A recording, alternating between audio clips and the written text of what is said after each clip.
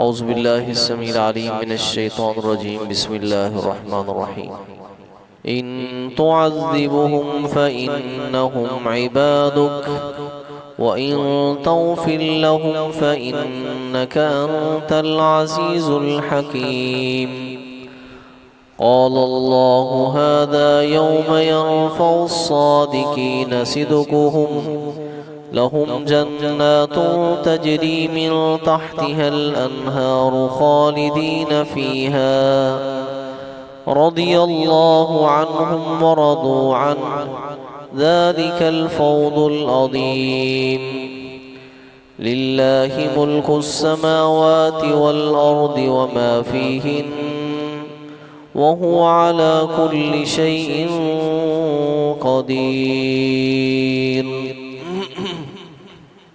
پیچھے ہم نے پڑھ لیا کہ اللہ رب العزت قیامت کے روز حضرت عیسیٰ ابن مریم سے کہیں گے کیا تو نے لوگوں سے بات کہی تھی کہ مجھے اور میری ماں کو معبود بنا لو اللہ کو چھوڑ کر؟ تو عرض کریں گے کہ اللہ تیری ذات پاکیزہ ہے، مجھے یہ کہاں زیب دیتا ہے کہ میں ایسی بات کہوں جس کے کہنے کا مجھے حق ہی نہیں۔ اگر میں نے بات کہی ہے تو جانتا ہے، کیونکہ تو تمام غیب کی باتوں کو جاننے والا ہے۔ میں نے تو صرف ان کو یہی بات کہی کہ اللہ کی ہی عبادت کرو جو میرا رب ہے اور تمہارا رب ہے، اور اس بات پہ میں گواہ ہوں جب تک میں ان کے بیچ میں رہا، اور جب تو نے مجھے اٹھا لیا تو ہی ان پہ نگران تھا، اور تو ہر چیز کی خبر رکھنے والا ہے۔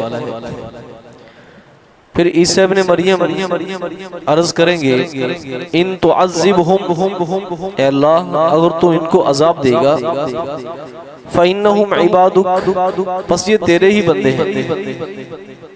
اگر تو عذاب دے گا نا، یہ تیرے ہی بندے ہیں۔ وَإِن تَغْفِرْ لَهُمْ، اگر ان کو بخش دے گا، فَإِنَّكَ أَنْتَ الْعَزِيزُ الْحَكِيمُ، پس تو غالب اور حکمت والا ہے۔ مطلب یہ ہے کہ تیری مشیت پہ فیصلہ ہے، چاہے تو معاف کر دے، چاہے ان کو عذاب دے۔ حدیث مبارک میں آتا ہے، یہ آیت اتنی بلیغ آیت ہے کہ نبی کریم صلی اللہ علیہ وسلم نے نوافل کے اندر، تہجد کے نوافل کے اندر آپ نے یہ آیت پڑھی اور اسے بار بار پڑھتے رہے، اسے بار بار پڑھتے رہے حتیٰ کہ صبح ہوگی۔ ان تعذبہم فإنہم عبادک وإن تغفر لہم فإنک انت العزیز الحکیم۔ قال اللہ جواب دیں گے ھذا یوم، یہ ایسا دن ہے، ینفع الصادقین صدقہم، جس میں سچ بولنے والوں کو ان کی سچائی فائدہ دے گی۔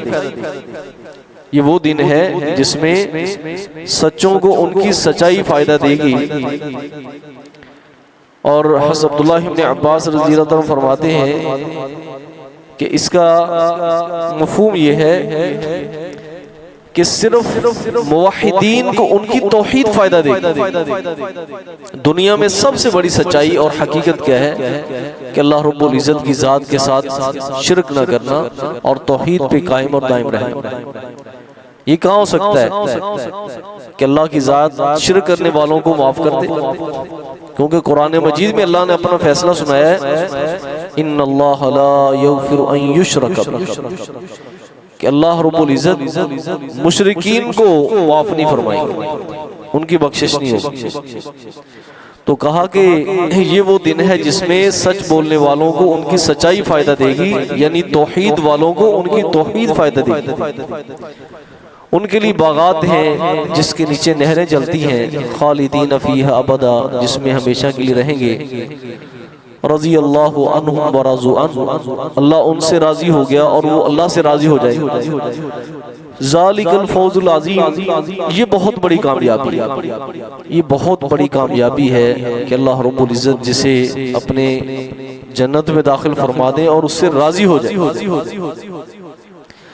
للہ ملک السماوات والارض، اللہ ہی کے لیے سلطنت ہے آسمانوں کی اور زمین کی، وما فیہن، اور ان چیزوں کی جو اس میں موجود ہیں، یعنی زمین و آسمان میں ہر چیز پہ بادشاہت کس کی ہے؟ اللہ کی۔ وَهُوَ عَلَى كُلِّ شَيْءٍ قَدِيرٌ، اور وہ ہر چیز پہ قادر ہے۔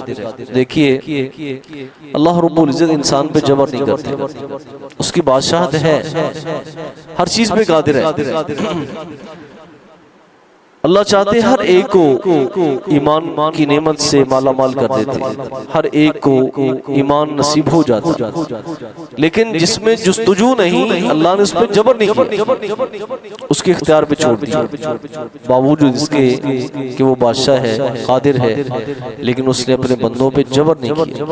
توحید کی تمام تر جنا رستے واضح کر دیے انبیاء کرام کے ذریعے، اور پھر اس کائنات کا پورا نظام اور اس کے بارے میں مکمل تفصیل اللہ رب العزت نے بار بار مختلف انداز میں بیان فرما دی۔